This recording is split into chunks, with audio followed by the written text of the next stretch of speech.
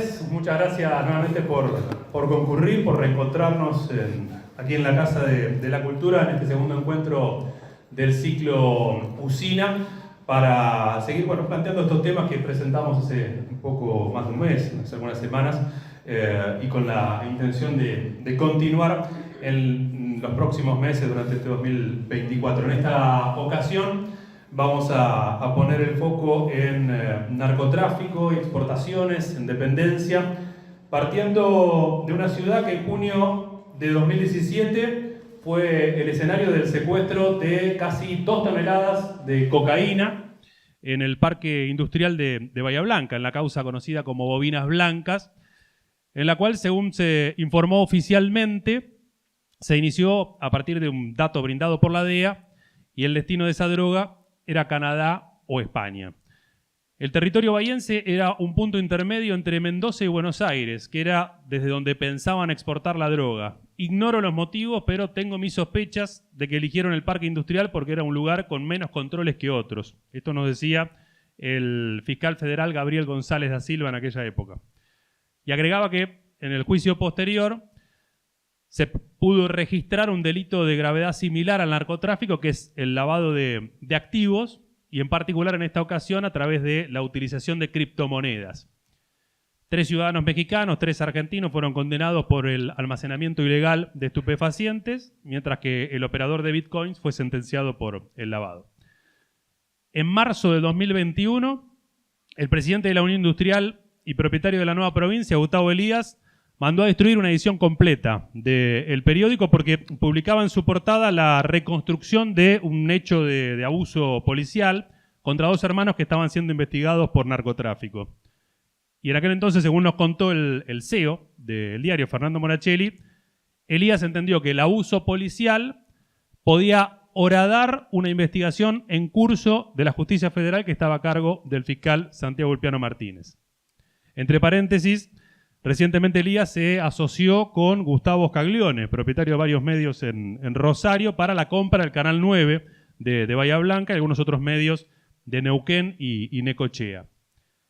A fines de junio de 2021, 7 bolsos con más de 190 kilos de cocaína aparecieron flotando en el estuario y varados en las costas cercanas a la base de infantería de Marina Baterías. Los panes de droga, de una pureza del 80%, tenían un valor estimado de $2 millones. El 8 de septiembre de 2021 fue encontrado muerto de un disparo en la cabeza dentro de su camioneta Juan Ramón Romero Miranda, quien fuera uno de los miembros de la banda liderada por Juan Suris. El mes siguiente, Walter Ledesma fue condenado a 17 años de prisión por hechos de narcotráfico y acopio y tenencia de armas en Bahía Blanca y en Montehermoso. Por entonces, este fiscal da Silva decía: no he detectado vínculos entre bandas, sino varias independientes, pero con un nivel de organización importante. No veo mayoristas, veo que la droga llega a Bahía de alguna forma y que hay muchos grupos que reparten y mucho narcomenudeo.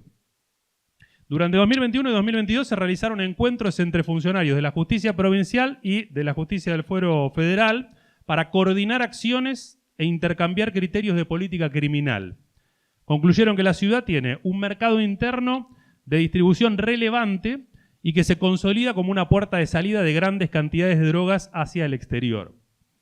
La descoordinación entre jurisdicciones, la falta de recursos y tecnología fueron algunos de los problemas mencionados en aquel entonces. El 12 de septiembre de 2022, frente a la falta de reacción de la dirigencia política local, fue la Cámara Federal de Apelaciones la que tomó la iniciativa, convocó a integrantes del Fuero Federal, de la Justicia Ordinaria, la Justicia Provincial, autoridades municipales, portuarias, legisladores seccionales, miembros de las fuerzas de seguridad provinciales y federales y representantes de distintos credos. Ahí hablaron de la retroalimentación entre vulnerabilidad y crimen organizado, y se propusieron generar una instancia de articulación del Estado y las organizaciones de la sociedad civil, dando lugar a un espacio de coordinación, integración y cooperación. A principios del año pasado, 2023, se convocó a las universidades locales por la importancia de la prevención y el rol de las instituciones educativas en la misma, así como la posibilidad de articular tareas de extensión, investigación y formación. En marzo, la agrupación Integración Ciudadana pidió la apertura de una unidad de información financiera en la ciudad para colaborar con la lucha del lavado de activos producto del narcotráfico. En este contexto, los análisis políticos, las coberturas mediáticas y las causas judiciales suelen girar mayoritariamente en torno al narcomenudeo y a las consecuencias en la seguridad pública, lo cual a su vez suele redundar en la acentuación de discursos punitivistas, propuestas de incremento del poder policial en los territorios y persecución a perejiles. De la zona, recordarán ustedes, el mega operativo nocturno y la explotación propagandística que se hizo del caso de los detenidos de Juan por parte de Bernie y compañía. Mencionamos también en nuestro primer encuentro de Usina la desesperación de muchas madres que en nuestra ciudad no encuentran ayuda para acompañar a sus hijos o hijas con problemas de consumo problemático y la denuncia del aumento de casos de suicidios en adolescentes y jóvenes. Como colectivo de comunicación, lo que pretendemos es profundizar el conocimiento respecto del entramado del narco en nuestro país, a partir de la experiencia y la investigación de Carlos en Rosario, una ciudad tan portuaria, rica y desigual como la nuestra, y hacerlo desde una mirada crítica que nos permita reflexionar acerca de la gravedad de la situación y las alternativas populares que podamos construir para evitar riesgos futuros. Agradecemos a ADUN, a la Universidad Nacional del Sur, y particularmente en esta ocasión al Sindicato de Aceiteros, que aquí en Bahía Blanca, cuando le comentamos la intención de invitar a Carlos, nos propusieron enriquecer esta charla con la presencia de Leandro Pequi Monzón, que es secretario general del Sindicato de Aceiteros y Desmontadores de Reconquista, de Santa Fe, que fue elegido también como representante de los trabajadores aceiteros en el comité de control que actuó en el concurso preventivo de acreedores de la empresa Vicentín. Una lucha que vienen llevando adelante los aceiteros desde hace años en la defensa de las fuentes de laburo, pero también desde la perspectiva de lo que significa tener control sobre esa empresa, una lucha que amagó el gobierno anterior a dar y que abandonó rápidamente, que se articula también con el laburo de Carlos como diputado provincial de Santa Fe, entre otras cosas en una comisión legislativa que entiendo ahora a su pesar ha quedado desactivada, y también vinculado al tema del cual veníamos hablando a partir de el control que tienen esos mismos directivos de Vicentín, ahora en la actualidad, más allá de las investigaciones por fraudes y estafas en escala enorme, respecto del narcotráfico con buques que se han encontrado con cargamentos de cientos de kilos de cocaína desde puertos como el de Terminal Rosario que controla esta gente. Carlos del Frade es periodista, es escritor, es diputado provincial santafesino. En 1998 fue el primer periodista rosarino que empezó a investigar la narcocriminalidad, tiene una gran trayectoria y reconocimiento de la comunidad. Está presentando Deudas, saqueos de la resignación al protagonismo, entre muchos otros libros que tiene, y ha tenido la gentileza de venirse hasta aquí, hasta Bahía Blanca, para hablar de dependencia, narcotráfico y exportaciones. Así que para ambos, para Carlos, Leandro, el agradecimiento y bueno, esta instancia que conformamos aquí para reflexionar. Leandro, gracias.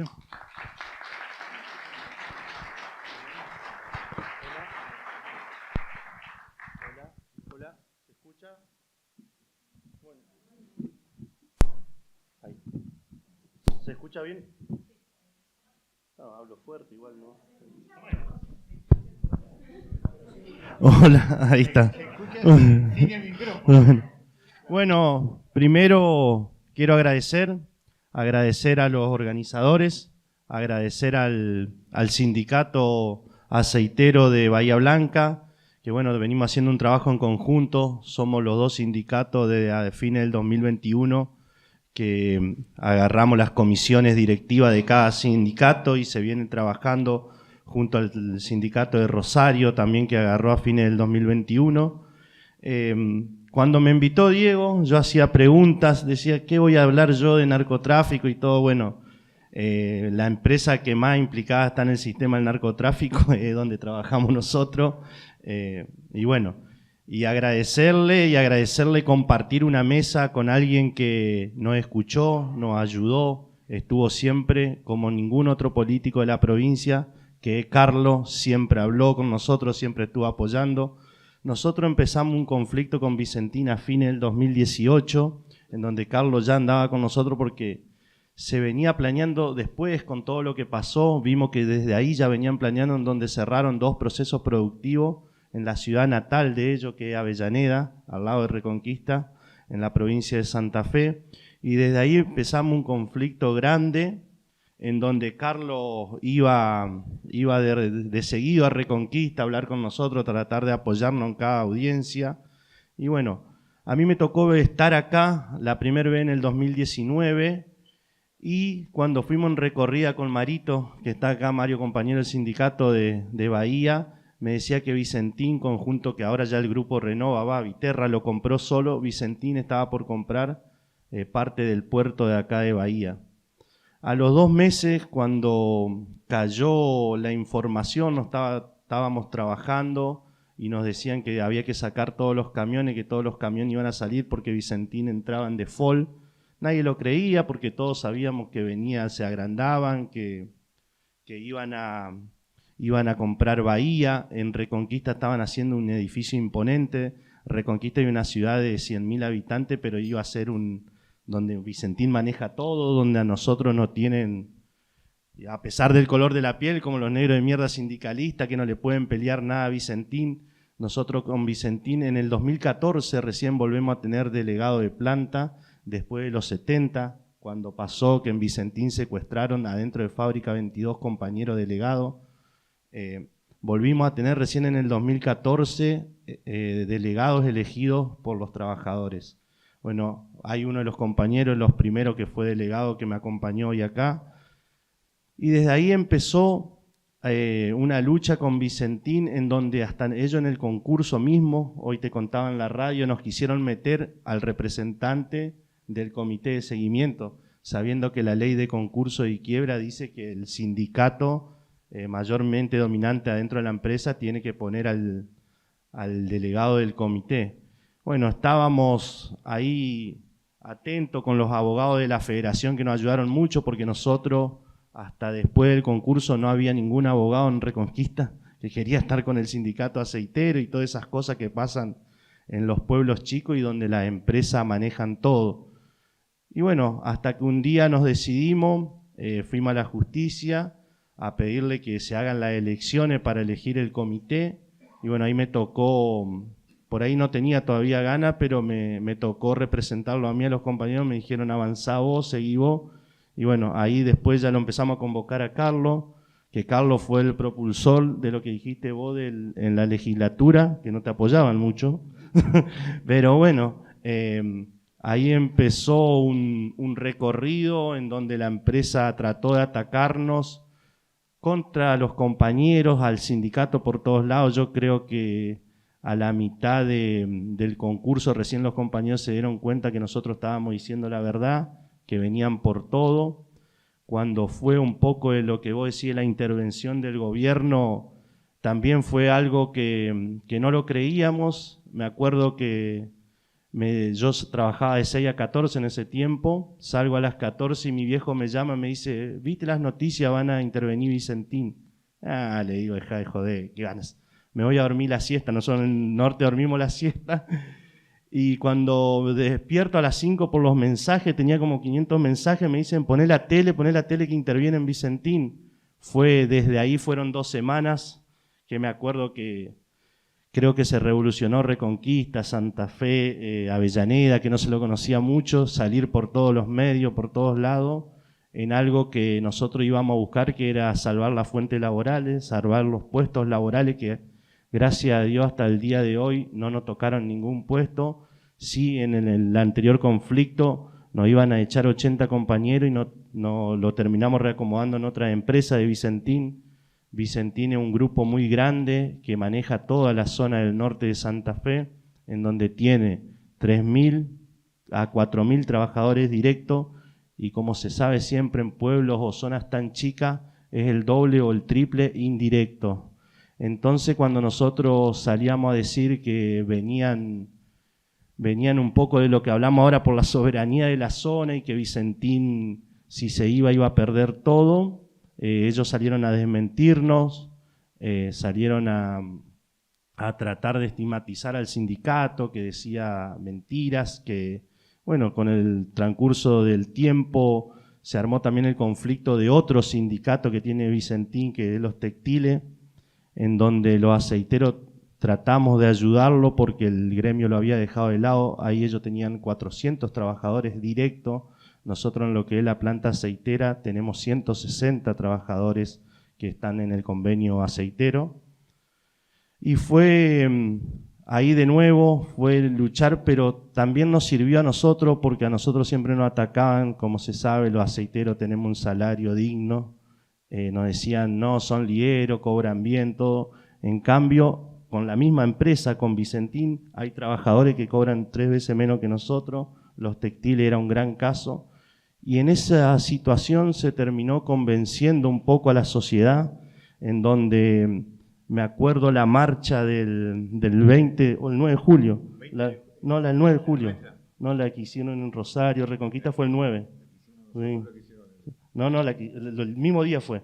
El mismo día, el 9 de julio, nosotros en Reconquista armamos una movilización en donde había casi 30 cuadras de movilización y ningún medio nacional, ningún medio casi local la tocó y pasaron. Sí, estaban en la pandemia, en plena pandemia, y pasaron los medios nacionales hasta C5N, por ahí que podíamos decir que iban a pasar la nuestra, pasó la de ellos, que eran 10 cuadras. Es más, mirá por ahí lo livianito o lo buenito que somos, que nos pasamos en las mismas movilizaciones, nos pasamos en el Banco Nación, ¿te acordás? En la plaza. En la plaza ellos tuvieron que esperar que pasemos nosotros con la movilización. Pero bueno, fueron experiencias y cosas que nos fueron haciendo crecer como sindicato, como dirigente sindical. Hoy me toca estar también en la federación como Diego y Mario.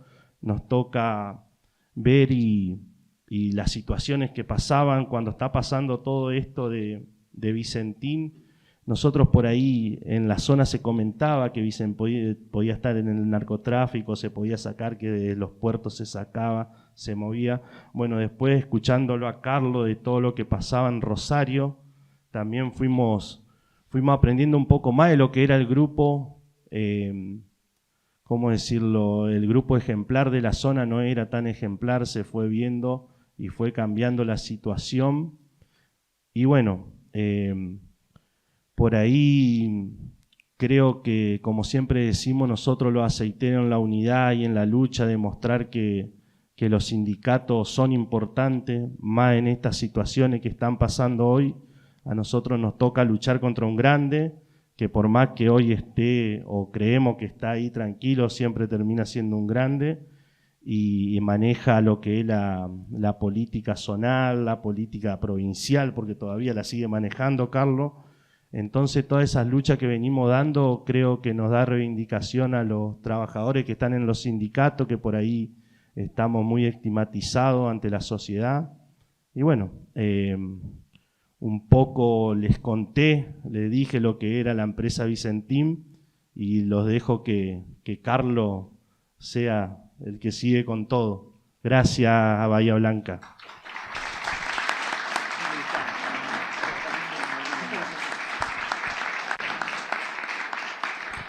¿Cómo les va? Buenas tardes. A mí me gusta pararme para mirar a los ojos. La primera cosa que voy a plantearles a ustedes, porque nos vinimos de muy lejos para estar acá con nosotros, que primero es un privilegio que nos hayan invitado. Estamos muy felices de estar acá. No es simple, no es fácil llegarnos hasta acá, pero estamos muy felices porque aprovechamos el momento, somos de aprovechar el momento. ¿Saben por qué? Porque yo me morí. No creo que conozcan a un resucitado. ¿Vieron que siempre se habla de piojo resucitado? Bueno, yo soy un piojo resucitado, pero además de ser un piojo resucitado, yo me morí en serio. El 10 de mayo de 2015, corriendo una media maratón en Rosario, tuve muerte súbita. Me salvaron de casualidad, me abrieron como un pollo, 3 bypass y acá estoy. formo parte del 7% de los que tenemos muerte súbita y vivimos para contarla. Así que haya un resucitado ante ustedes ya es un detalle que no se lo van a olvidar más. Vino un tarado de Rosario que nos dijo que era un resucitado. Esta es la primera cuestión. ¿Saben por qué les digo esto? Para llamar la atención y que nos empecemos a escuchar. Lo segundo en relación a esto. Yo aprendí cuando estuve 3 meses que tenías que dormir horizontal y que cuando te levantabas caminabas como un robot, que empecé a caminar con mi hija más chiquita, la Luli, y yo empezaba a balbucear, porque si le digo cantar es un verbo exagerado y mentiroso, una vieja canción que entonaba maravillosamente Juan Carlos Baglietto y que yo destruía, la vida es una moneda, quien la rebusca la tiene. Entonces yo, cuando daba las primeras vueltitas después de muerto con Luli a la manzana, yo decía, la vida es una moneda, quien la rebusca, y yo escucho que mi hija canta conmigo. Y me emocioné. Digo, Luli, qué lindo que vos cantes con papá. Y Luli ahí me mandó un misil a la conciencia. Luli me dijo, papi, desde hace años, cuando vos cantás, yo canto con vos. Tremendo misil a la conciencia. ¿Dónde diablos estaba yo cuando mi hija cantaba conmigo y yo no la escuchaba? Ahí me di cuenta de una de las grandes trampas del sistema. Siempre te lleva la cabeza al lugar en donde no están los pies. Eso es bravísimo. Es muy difícil tener la cabeza donde están los pies porque el sistema siempre te hace pensar en lo que tenés que hacer a futuro, fundamentalmente para empatarle al fin de mes. Lo cierto que por eso mismo nos perdemos a veces, como me pasaba a mí, no escuchar lo maravilloso que tu hija cante con vos. Entonces aprendí algo. Empezar a valorar el momento en donde estos pies y esta cabeza están acá con ustedes. Así que yo celebro profundamente este encuentro. Venimos acá porque plenamente estamos vivos y tenemos que seguir peleando por lo que amamos. Sin verso. Después cada uno le puede poner el aditamento que quiere a la palabra amor. Pero estamos vivos para seguir peleando por los que amamos. Por los que amamos. No podemos dejar de pelear por los que amamos. No existe éticamente la idea de la resignación cuando peleamos por los que amamos. Tercer elemento. Lo que recién contó Leandro es maravilloso porque lo que contó Leandro es la historia de un grupo que en realidad sintetiza el capitalismo argentino, al gran capital argentino. Vicentina hasta el año 2019 era la primera exportadora de la Argentina, la primera. La primera exportadora del principal negocio de la Argentina, que es la exportación de cereales y derivados, mucho más importante que la exportación de petróleo, mucho más importante que la exportación de litio. Por eso lo que sucedió en Vicentín denuncia cómo funciona el capitalismo argentino. En los años 70, como decía Leandro, desaparecedores. En los años del tercer milenio para adelante, del 2013 en adelante, fugadores. Días después, mejor dicho, horas antes del 9 de julio que decía Leandro lo que le contaba el 9 de julio del 2020. El 20 de junio del 2020 fue la famosa marcha difundida a nivel nacional por TN desde Avellaneda, ese lugarcito en el norte profundo de la provincia de Santa Fe, por eso les decía si había un mapa para contarle bien. ¡Qué grande! ¡Qué nivel! Bueno, ahí, cerquita de donde está ese lugarcito, ahí donde estás, muy bien, muy bien. Ahí están las dos ciudades pegaditas y separadas por un arroyo que es el arroyo del Rey, que se llaman Reconquista y Avellaneda. De ahí viene nuestro querido Leandro. Ahí, el 20 de junio, fue TN allá, fueron todos los grandes medios de comunicación para transmitir el 20 de junio del 2020 con la famosa frase, todos somos vicentinos. plena pandemia. Plena pandemia. ¿Se acuerdan? El primer aislamiento había sido el 20 de marzo del 2020. Eso fue el 20 de junio del 2020. Horas antes de la respuesta que nosotros dimos, que fue el 9 de julio, para reivindicar la fecha de la independencia. Dicho sea de paso, el 20 de junio fue el día que se cumplían 20 años de la muerte en la pobreza de Belgrano.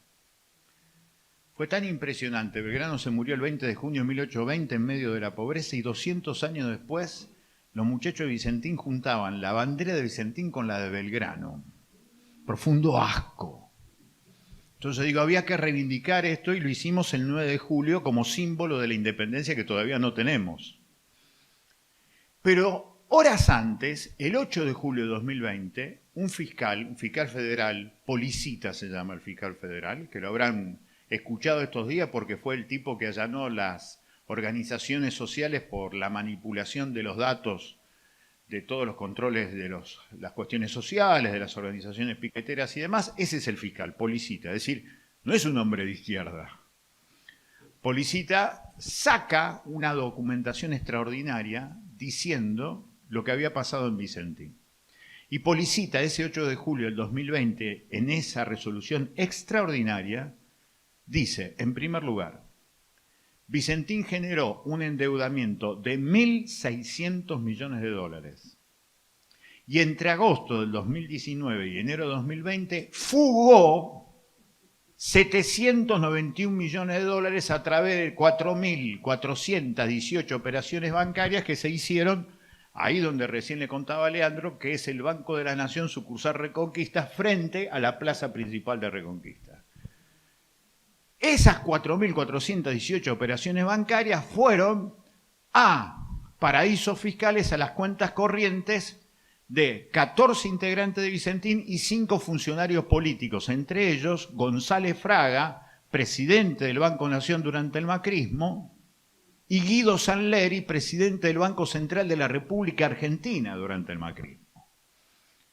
Vicentín se convirtió en el fugaducto del macrismo y en la síntesis del macrismo. Endeudarse en millones de dólares para fugar millones de dólares a favor propio de una minoría. 8 de julio de 2020 fue la resolución del doctor Policita, eso es un documento judicial. Lo tomó el juez Julián Ercolini, que también lo deben mencionar, lo deben escuchar mencionar últimamente. Ercolini lo cajoneó a eso. Por lo tanto, quedaron en aquel momento, quedaron absolutamente inimputables y con absoluta libertad. Y se empezaron a producir otras investigaciones. La semana pasada se conoció que uno de los jueces, juez federal de Reconquista, de allí del norte profundo de la provincia de Santa Fe, Aldo Alurralde, confirma que entre el año 2016 y el 2019, Vicentín, con 14 directivos a la cabeza, inventan 54 empresas para hacer facturas truchas y con esas facturas truchas después pedirle al Estado Nacional que le devuelvan el IVA. Una estafa de más de 150 millones de pesos. Pero es tan alevoso el colmo de impunidad que tenían que ponen como direcciones de esos lugares truchos, inventados, fantasmas, como lo dice el doctor Alurralde, ponen como lugares una escuela, un campo vacío, la vivienda de un tipo menesteroso y el colmo de los colmos en las aguas del Océano Pacífico. Yo estoy escribiendo esto porque me parece que ni siquiera Emilio Salgari, ustedes son todos jóvenes, pero Emilio Salgari, miren que bien los trato, me vine de Rosario para tratarlos bien. Emilio Salgari, el gran creador de Sandokan, El Tigre de la Malasia, Los Tigres de Montprasen, un gran escritor. Si Emilio Salgari toma estas dos ideas, fantasma por un lado y pacífico del otro, haría tranquilamente Los Fantasmas del Pacífico. Estos tipos en el colmo de la impunidad habían puesto como geolocalización las aguas del Océano Pacífico. Pero estas particularidades son mucho más que graciosas, porque el tema es cómo terminó esta historieta. El tema terminó con que nosotros habíamos conformado en la legislatura de la provincia de Santa Fe una comisión de seguimiento del caso Vicentín para ver qué había pasado con la deuda, que trajeran los 791 millones de dólares, porque lo que dice Leandro es muy importante, pero vamos a darle una vueltita más. Vicentín es un ecosistema de empresas, son 33 empresas que dependen del Grupo Vicentín. 33 empresas en donde hay 7.000 trabajadores en forma directa y más de 30.000 en forma indirecta. Una de las empresas de Vicentín es la empresa de molienda más importante del mundo, que se llama Renova. Renova está en el sur de la provincia de Santa Fe, en Timbúes, muy cerquita de la histórica ciudad de San Lorenzo, donde San Martín combatiera aquel 3 de febrero de 1803. El socio de Vicentín Internacional desde el año 2008 se llamaba Glencore, corrido de distintos países por haber violado derechos humanos, derechos sindicales, derechos laborales, derechos ambientales. Se cambió el nombre. Ahora Glencore se llama Viterra. Viterra en los últimos 2 años es el principal exportador de la Argentina. Le gana al grupo Cargill y le gana al grupo chino COFCO. Vicentín le dio lo imprescindible para convertirse en los dueños de la principal producción hecha, parida por el pueblo argentino, pero que produce a partir de esto que en lugar de quedarse la riqueza que produce el pueblo argentino para el pueblo argentino, quede en manos extranjeras. Este es el peor drama que hemos tenido. Hemos extranjerizado la principal fuente de ingreso, que son las exportaciones derivadas del negocio del cereal y derivados. Está en manos extranjeras. Y como están en sociedad con el grupo ACA y con el grupo Bunge, concentran el 30% de las exportaciones argentinas. Y con el actual gobierno nacional de Javier Milei y con su ley bases, que le dice que pueden sacar por 30 años lo que se les ocurra, perdimos el dominio de las principales riquezas de nuestro pueblo. Consecuencia, vamos a ser cada vez más pobres, porque se ha extranjerizado la principal vía de comercialización y de producción de riqueza que tiene nuestro pueblo, que es la exportación. Eso es Vicentín también. Por eso las particularidades del caso Vicentín nos descubre cómo funciona el sistema hoy de la exportación de la Argentina. A lo que hay que sumarle un dato más. El 30 de noviembre del año 2023, el expresidente de la Nación, Alberto Fernández, al cual yo voté como un gil, creyendo que iba a ser algo nacional y popular, y terminó haciendo algo antinacional y antipopular, y por eso se explica Milei, porque Milei no es el resultado de un plato volador. Es porque se gobernó mal y terminó generando esto. Y hay que asumirlo, porque la negación es lo peor que nos puede pasar. El 30 de noviembre de 2023, el señor Alberto Fernández firma un memorándum de intención con el Comando Sur del Ejército Norteamericano para que el Comando Sur del Ejército Norteamericano se quede con la planificación de la vía más importante de exportación que tiene la Argentina, una de las principales vías de exportación más importantes que tiene Sudamérica, que es el río Paraná, que sobre la provincia de Santa Fe tiene 700 kilómetros de costas. Le entregamos el dominio de la ruta, de la principal ruta de la riqueza argentina, al Comando Sur del Ejército Norteamericano. Por supuesto que esto va a ser absolutamente ratificado. Ya se está hablando que la primera gran licitación que va a hacer Milei es justamente la licitación del dragado, balizamiento y peaje del río Paraná, que ya lo tienen los yanquis, para que se queden con esto. Esto tiene que ver con negocios legales de una riqueza fenomenal de la Argentina que tiene que ver con la exportación de cereales. Y en manos de estos tipos. Pero después está la otra cuestión, los negocios ilegales. En los últimos 4 años, Vicentín, que sigue manejando Terminal Puerto Rosario, en los últimos 4 años se descubrieron 4 embarques que salieron del Terminal Puerto Rosario en Santos, Brasil, en Marsella, Francia y en Australia. Esos 3 cargamentos en total tenían 3 toneladas 600 kilos de cocaína, exportado desde el puerto de Rosario, exportado desde Vicentín, porque manejan los negocios legales e ilegales, con absoluta complicidad de lo que se llama aduana nacional, con absoluta complicidad de lo que se llama Prefectura Naval Argentina.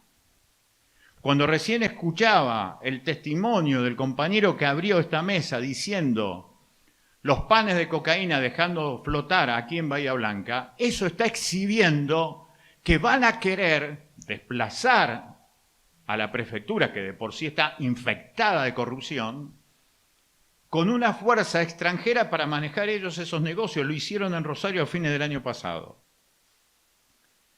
Lo más impactante de este tema es que esto no empezó ayer.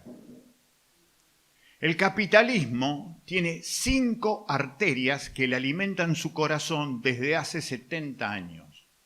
Pero esto no lo dice Delfrade, que es un loquito de izquierda.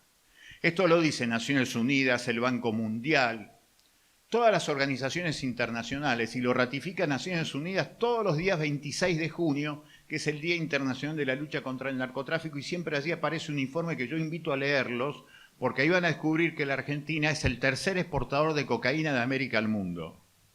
Somos los 7º de marihuana y los 2º en metanfetamina. Somos un país narco, que empezó a hacerlo el 24 de abril de 1978. Y ahora les voy a contar. Síganme que no les voy a defraudar, diría un filósofo riojano venido a menos. Vuelvo, las 5 arterias del corazón del capitalismo, como dice Naciones Unidas. Las 5 arterias son los 5 principales negocios. Los principales 5 negocios que tiene el capitalismo son petróleo, en primer lugar, armas, en segundo lugar. Esta semana lo que salió como proyecto de ley de Milei es garantizar la mayor propiedad de armas en manos particulares, porque claramente tiene que alentar una de las principales vías de acumulación de dinero fresco, que es el negocio ilegal de las armas. Armas, segundo negocio después del petróleo. Tercero, medicamentos. Cuarto, narcotráfico. Y quinto, trata de personas. Esos negocios manejan el 30 al 40% del sistema financiero internacional. Lo que pasa en Rosario, la consecuencia de los asesinatos que tenemos en Rosario, es lo que dice el presidente de la Nación, Javier Milei, la ministra de Seguridad, Patricia Bullrich, el ministro de Defensa, Petri, el gobernador de la provincia de Santa Fe, Maximiliano Puyaro, el intendente de la ciudad de Rosario, Pablo Hapkin, que hablan, tenemos terrorismo, y como hay terrorismo se tiene que aplicar algo continental, que las Fuerzas Armadas dejen de lado la Ley de Seguridad Interior de la democracia para meterse en las ciudades con conflictos. ¡Tremendo! 1975, anterior al golpe, que con la justificación del combate al terrorismo nos metieron los milicos que después nos llevaron al genocidio a partir del 24 de marzo del 76. Acá lo mismo. La excusa del combate al narcotráfico es poner a los milicos para reducir el índice de protestas que se van a ir acumulando cada vez más por esta política de saqueo que impone el gobierno de Milei. Por eso usan al narcotráfico. Pero no tenemos carteles nosotros en Rosario. Tenemos 46 bandas narcopoliciales barriales. Incluso lo que nos amenazaron de muerte a nosotros, Esteban Lindor Alvarado, la más poderosa de todas. Los monos, son todos barriales. Este es un problema de la política provincial, que si tuviera la valentía los sectores mayoritarios de eliminar los nichos de corrupción de la cana, que hace que en un determinado barrio el que se sube a un patrullero, en lugar de laburar para la gente, para darle el servicio público de seguridad, le libera la zona para laburar para el búnker, la cosa cambiaría, pero ni siquiera eso quieren hacer. Entonces exageran todo. No, tienen que venir las fuerzas federales. 11 veces vinieron las fuerzas federales en los últimos 11 años. Y cada vez tuvimos más homicidios y más narcotráfico. Entonces, como ahora eso no alcanza, se habla de terrorismo. La señora Patricia Bullrich, se acordarán ustedes a principio de año, cuando el canal ecuatoriano de televisión fue tomado por una pandilla narco en Ecuador, salió a decir, esto es un problema continental, lo que pasa en Ecuador pasa en Rosario. Tremendo lo que dijo. ¿Saben por qué es tremendo? Porque Continental es el apellido de lo que se denomina Doctrina de Seguridad Continental. ¿Qué es lo que diseñó el Comando Sur del Ejército Norteamericano cuando en la década del 70 primero habló de Doctrina de Seguridad Nacional, teniendo como enemigo al terrorismo? Eso generó todas las dictaduras que tuvimos en América del Sur. Pero a partir de los años 90 le cambiaron el apellido, fue Doctrina de Seguridad Continental, la excusa era el narcotráfico y el enemigo era el narcoterrorismo, esto que dicen ahora. El objetivo es generar miedo para que la población se meta adentro, cosa que nos está pasando en Rosario, para quienes estamos enamorados de Rosario, quienes nacimos en Rosario, que tiene toda una cultura obrera porque es una ciudad de trabajadores. Ver Rosario a partir de las 6 de la tarde, cuando cierran todos los negocios, hace que el paisaje a las 8 de la noche pareciera ser el paisaje de las 3 de la madrugada. Han quebrado la ciudad de Rosario generando este miedo, esta idea de que estamos contra un narcoterrorismo. Es muy tremendo lo que nos está pasando. Ahora, eso responde a un proyecto político de dominación a las masas, que significa generar control social a través del miedo que te imponen, para que no protestes, para que te quedes piola, y para que, entre otras cosas, admitas que en el Congreso, sí, si hay corrupción en la prefectura, si hay corrupción en Gendarmería, si hay corrupción en la bonaerense, si hay corrupción en la santafesina, hay que meter a los milicos. Chau, sonaste. 1975 en 2024. ¿Y quién se queda cuidando entonces el puerto de Bahía Blanca, el puerto de Quequén, el puerto de Buenos Aires, si vos metés a las Fuerzas Armadas adentro como si fuera una especie de policía nacional? Ellos se quedan afuera. Está llegando por estas horas el cuarto portaaviones más grande de la Marina de Guerra estadounidense, que se llama George Washington, de propulsión nuclear, para mostrarnos claramente que ellos se van a quedar con el dominio del mar argentino, de la salida del Río de la Plata y del río Paraná. Es tremendo el grado de dependencia que es lo que se está viviendo hoy. Por eso estos temas están directamente vinculados con la vida cotidiana. Esto está más allá de lo particular. Vicentín es la expresión síntesis del capitalismo argentino, del gran capital argentino. Desaparecedores en los 70, desocupadores en los 90 y fugadores en el tercer milenio. Es la síntesis del gran capital en la Argentina. Pero por el otro lado está un proyecto político que tiene que mantener esa concentración y extranjerización de riqueza feroz que se está sufriendo en América Latina con algo que contenga tanta protesta que va a aparecer. Lo van a contener con la excusa del combate al narcotráfico, poniendo a los milicos en la calle. En este panorama estamos nosotros. Le cuento la otra historia para que termine la historia, porque si no, no le cierra. 24 de abril de 1978, a pocos días del inicio del Mundial 78, se acordarán los futboleros, el Mundial 78 fue el primero que ganó la Argentina en plena dictadura, con Kempes como goleador, con el Pato Filiol como arquero. A días del inicio del Mundial se hace un acuerdo entre la dictadura de Banzer en Bolivia y la dictadura de Videla en la Argentina. 24 de abril de 1978 llega el primer cargamento de 200 kilos de cocaína al puerto de Rosario, a la zona franca de Bolivia. Era tan importante que Emilio Eduardo Macera, nada menos, que era integrante de la Junta, lo fue a recibir a Rosario. Se presentó en los grandes medios de comunicación como eran 200 kilos de azúcar. Esto lo sale a declarar Gustavo Bueno, ex integrante del batallón 601, el batallón de inteligencia del ejército, diciendo que esa había sido la orden: liberar el noroeste argentino para el desarrollo del narcotráfico. Desde 1978 hasta hoy, 2024, 46 años de esto que hoy los paraguayos llaman la hidrovía de la cocaína. combatir al narcotráfico sería cortar el flujo de dinero que genera el narcotráfico. Pero eso no lo tocan. Porque como este es un negocio capitalista, yo acá siempre hago un desastre. Yo hago esto, miren, siempre hice esto. Les digo por qué hice esto siempre.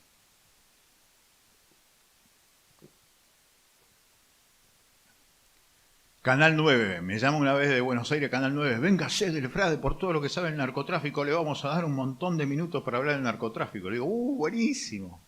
Me tomé el bondi, como pasó hoy, 4 horas y media después, 4 horas y media después, 4 horas y media de vuelta, voy a Canal 9 y me dice, bueno, acá está, bueno, gracias por venir, ¿cuánto tengo?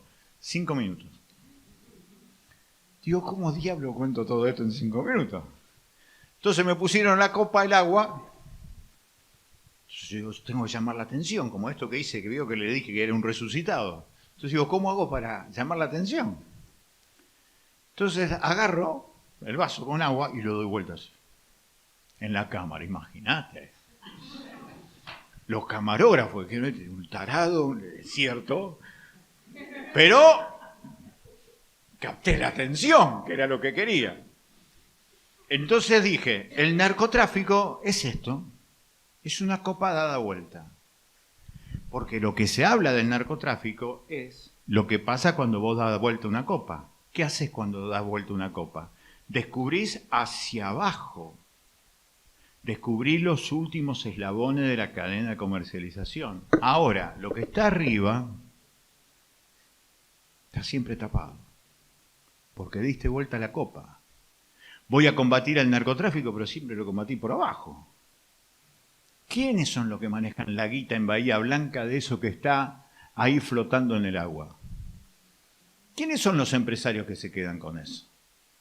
¿Quiénes son los que manejan el 30% del sistema financiero en Bahía Blanca? Porque el 30% del sistema financiero de Bahía Blanca proviene del narcotráfico. Como pasa en Rosario, como pasa en Santa Fe, como pasa en Córdoba, como pasa en Capital Federal. Si nos hacemos los giles, porque elegimos hacernos los giles. Pero el sistema funciona de esa manera. Entonces, la copa del narcotráfico explica claramente que siempre voy a estar por abajo y nunca por arriba porque tapo, porque así son los negocios que genera el capitalismo.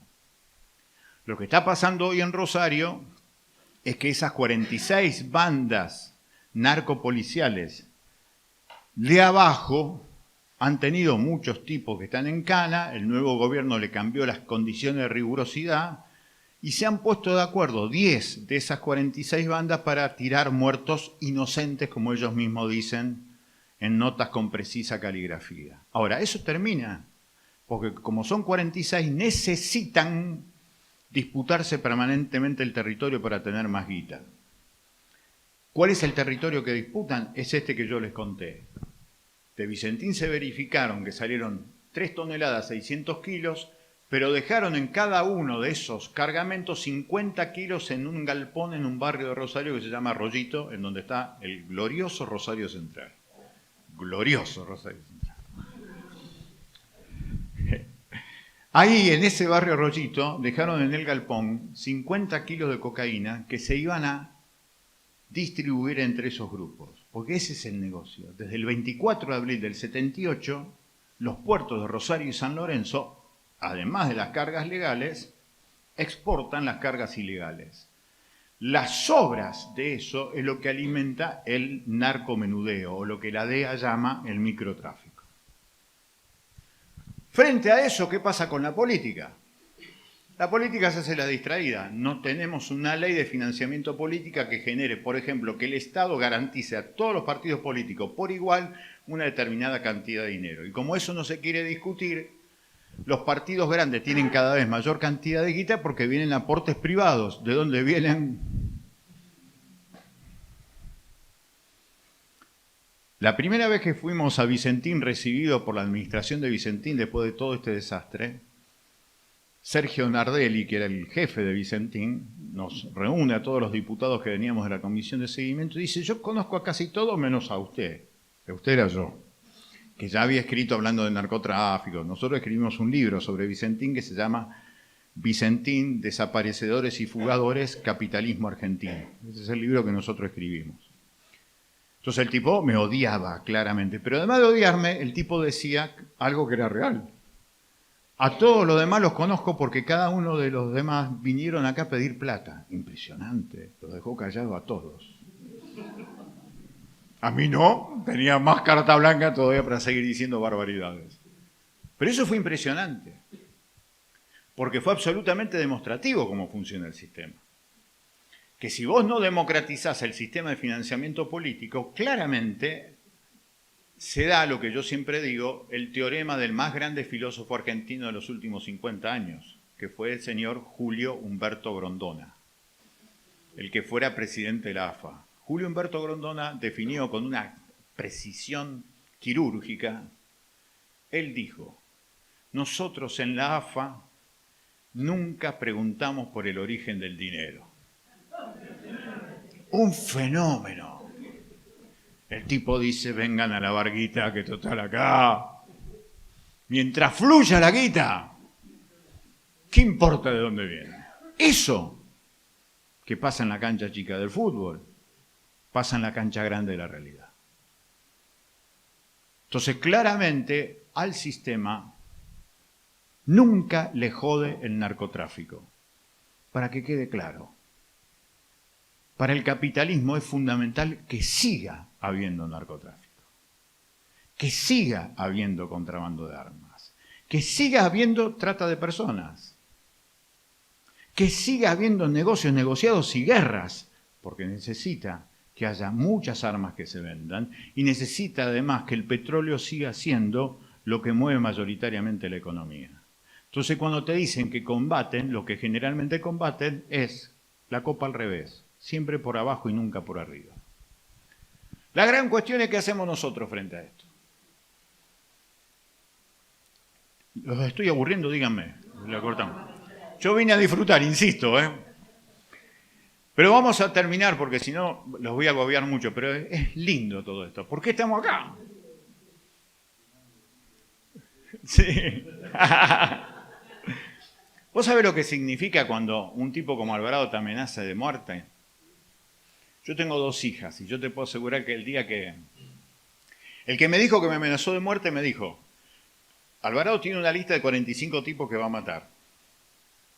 Yo soy el 36, me dijo él, Carlos Argüelles había laburado para él, y vos sos el 37. Bueno, quedó.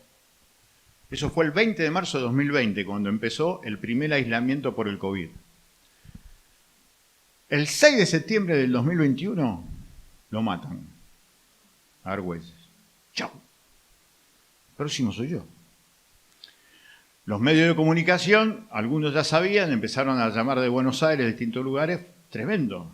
Me llamaron secretarios de Derechos Humanos y me decían, te ponemos a alguien para cuidarte. Digo, ¿cómo me va a cuidar a alguien que yo sé que laburan para ello? Yo digo que esto es narcopolicial. No. Pero ¿y qué pasaba con tus hijas? ¿Qué pasa con mis hijas? La verdad que no lo sé. Lo que sí sé y aprendí, y eso lo aprendí de la gente simple, en Rosario se daba muchas veces que usurpaban casas para usar esas casas para determinada manera de financiamientos distintos. Por ejemplo, alquilar, los monos te alquilaban casa durante 6 meses, porque esa era otra manera de ingresar dinero a la banda. Ahora, cuando te usurpaban la casa, la tipa que estaba afuera, que estaba adentro, afuera, se quedaba en la calle. Lo que era impresionante, que esa mujer te decía, anoche me usurparon, me dejaron en la calle, y a la semana la tipa estaba laburando en el barrio. Una valentía extraordinaria. Entonces yo le decía a los secretarios de Derechos Humanos de la provincia, de la ciudad, de la nación, que alguna vez nosotros tenemos que empezar a tener e imitar la valentía simple de la gente sencilla, que a pesar de los pesares al otro día prende la lucecita del almacén, prende el motor del remis, del taxi, del torno del barrio. Eso es impresionante. Entonces dije, no quiero más ninguna idea de protección y vamos a hacer como hace la gente del barrio, le mete para adelante, y le meto para adelante. Es probable que en algún momento me la pongan. Yo siempre digo que tengo los boletos picados. El tema es que no le haga nada a mis hijas, pero la verdad que no lo puedo garantizar. Y eso me pone muy mal. Pero sin embargo seguimos en la pelea. Seguimos en la pelea porque estamos absolutamente convencidos que hay que hacer una cosa totalmente distinta, hay que pensar al revés. ¿El sistema qué te está diciendo hoy? Te está diciendo esto, hay que hacer que el ejército se meta en las calles. No, eso es tremendo. En México se metió el ejército en la calle y el ejército se convirtió en el primer cartel en donde trabajaban los gerentes para ellos. De Miguel Ángel Gallardo Félix hasta el Chapo Guzmán, eran todos gerentes del ejército mexicano. Y en el 2019, cuando llegó López Obrador a la presidencia, dijo, terminemos con esto porque tenemos 300.000 muertos, cada vez más narcotráfico, más lavado de dinero. Lula empezó en Brasil eso con la favela en el 2010 y hoy lo terminó porque el ejército brasileño también generó lo mismo que en México, lo mismo pasó en Colombia. Entonces, claramente hay que pensar al revés. Esa la solución no es. La solución es otra. En el año 2013, un grupo de chicos vino a hablar conmigo sobre esta cuestión del narcotráfico porque lo estaban sufriendo en el barrio. Y un pibe me dijo algo que fue impresionante. Me dice, mire, Delfrade, vamos a una cosa. Le pido que no me hable más porque yo tengo 16 años y yo sé que yo me muero o me matan a los 21 años. Tremendo el testimonio. El pibe tenía una tremenda claridad conceptual sobre que su destino era de pesadilla. 16 años, los 21 lo matan. Yo lo único que sé que quiero tener un par de buenas llantas, que ahí me enteré que eran las zapatillas, y un buen celular. Y a lo sumo lo que quiero saber es si usted va a estar cerca mío para saber si era verdad o no lo que usted me decía. Tremenda la frase. Yo se lo agradecí, no le pude decir nada más y me fui a mi casa. Y cuando fui a mi casa le escribí, porque sabía que esa frase iba a ser el prólogo de muchísimos libros que iba a escribir. Y cuando lo escribí me di cuenta que había dos partes en esa frase. Primero, esta conciencia de pesadilla. A los 21 años me matan o me muero. Pero después había una segunda parte en la frase que me doy cuenta cuando la escribo. Que el pibe me estaba diciendo que necesitaba tres cosas. Cercanía, que yo esté cerca de él.